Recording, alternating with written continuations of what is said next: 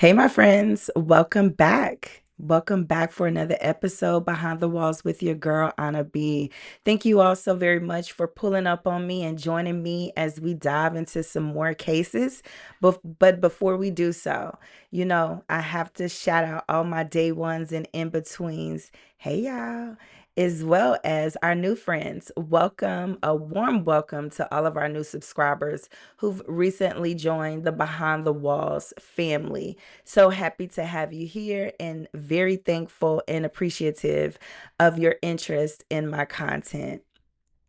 I wanted to also thank everybody who's pulled up on me on the recent lives. It's getting a little bit more, or I should say, it's getting a little less intimidating. I'm a little shy on the shy side, but you got to come out your shell eventually, right? You got to try, switch it up, and do something new. So this is what you get. You get my face now. Remember, we started with AI. A lot of my day ones are in the comments. We started with AI, got rid of that. Voiceovers, changed up the dynamics or changed up the videos a little bit, and now I'm on your screens going live. We came a long way. Within a year, I dropped my first video in 2020, January of 2024. Took a little break and got back on it. I want to do what I love to do, and I love to research and dive into these cases. And I am starting to enjoy deep diving and engaging on a live basis with you guys. So, more lives to come for sure. I also wanted to acknowledge all of the comments and the reception to the Brandy Bullock interview that I did. And if you remember, if you caught Elizabeth's interview, which was my first one, I don't really consider them interviews because if you notice, I really don't do a lot of talking. I kind of take myself out of it and, give them direction because I think the best way to, really get some insight is to just let them spill out. And as you guys do, my faithful friends gonna come in the comments with the good questions and the feedback. So I did want to let you guys know that I am working to get a part two of Brandy to address some feedback and have her touch on some of the topics that she did not and you guys are curious about. So stay tuned for that for sure. Lastly, I wanted to let all of my friends know that I did start memberships.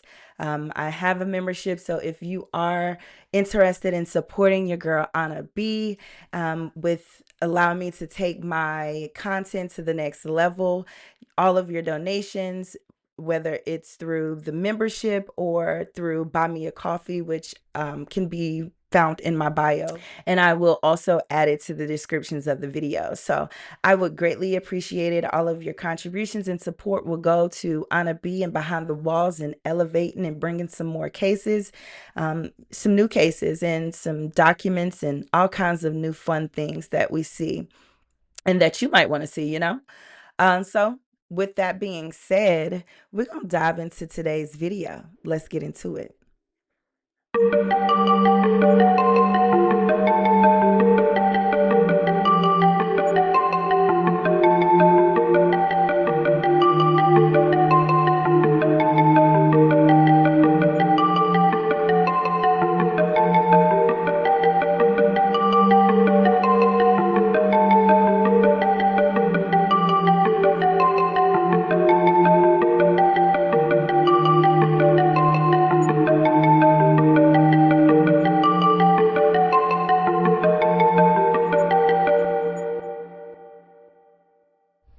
I didn't mean to hurt nobody.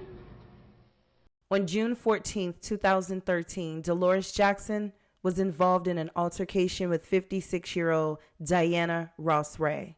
The altercation occurred in the 500 block of Monument Street in Hamilton, Ohio. Police responded to the home for reports of a stabbing. When they got there, they found Diana unresponsive, suffering from a puncture wound to her upper torso. She was taken to Fort Hamilton Hospital where she later passed away.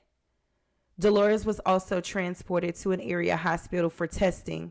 Once she was released, she was taken to the police department for an interview. Following that interview, she was arrested on murder and tampering charges. Delores Jackson admitted to stabbing Diana, but said she did so in self-defense. Evidence and testimony presented by the state revealed that on the day Diana was stabbed, she, Delores, Diana's sister, and another female were hanging out under the carport of Diana's sister's house.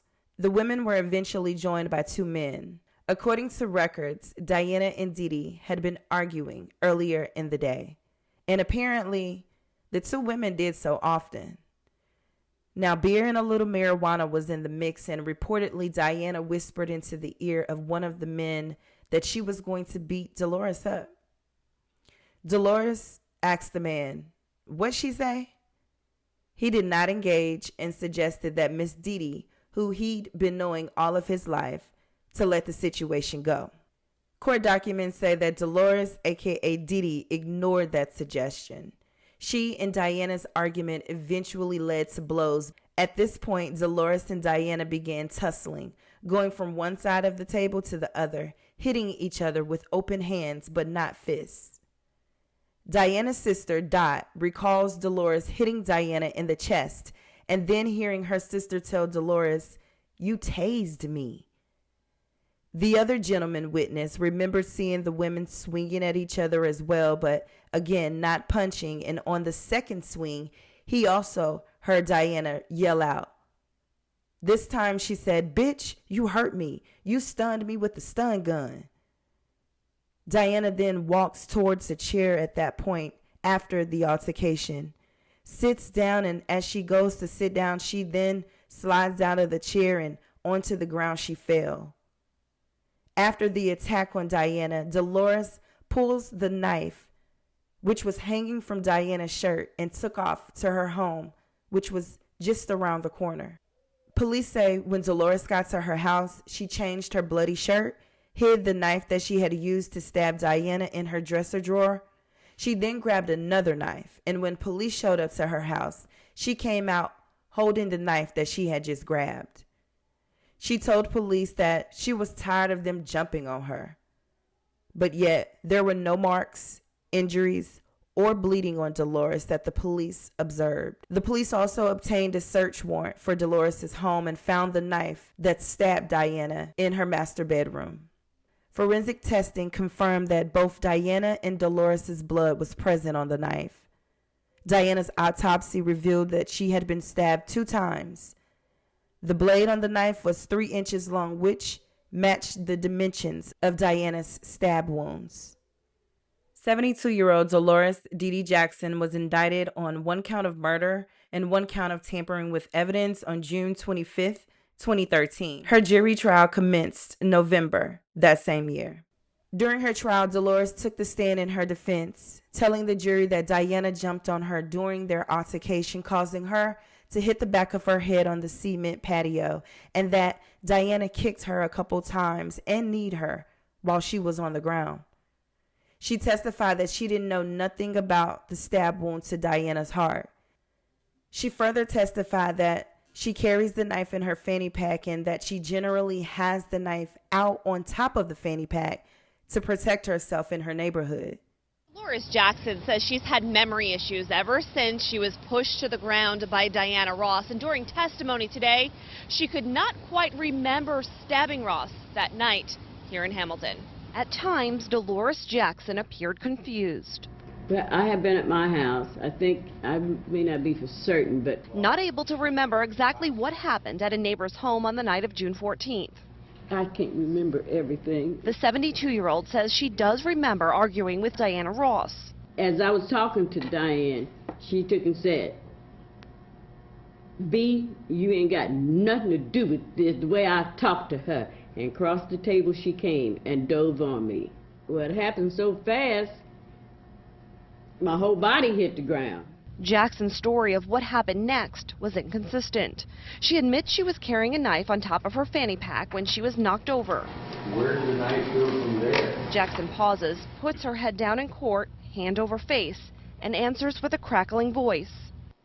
In Diane's body. How did it go into Diane's body? I do not know.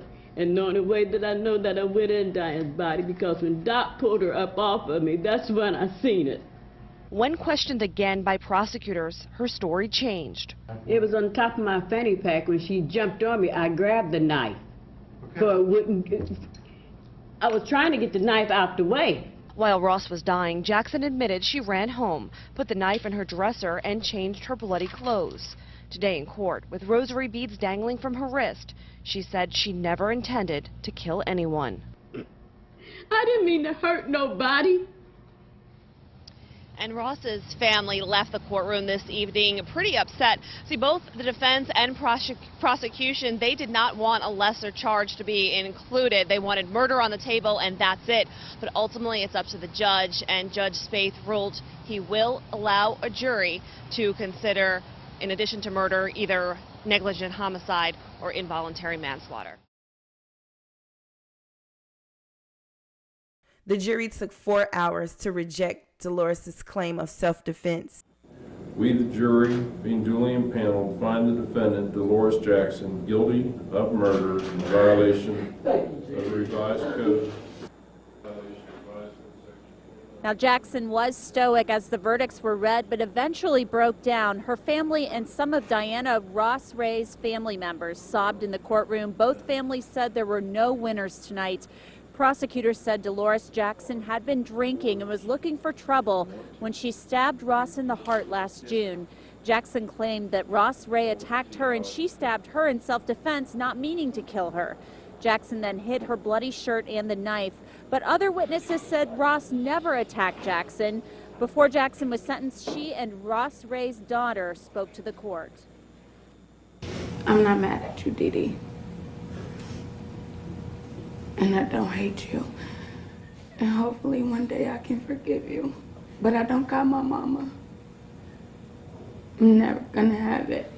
I am so sorry. I didn't mean for this to happen. All of y'all is my friend. Sorry, Don. Sorry, Mom. I'm sorry. Sorry.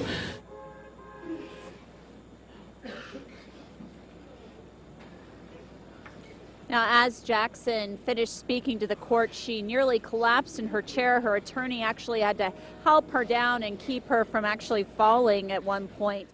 Delores was sentenced to serve 15 years to life in prison for the murder conviction and 3 years for the tampering with evidence conviction.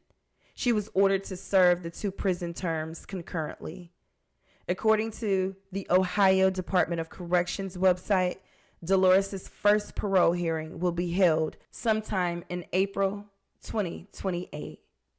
Condolences to the family of Diana Ross Ray, and may she rest in peace.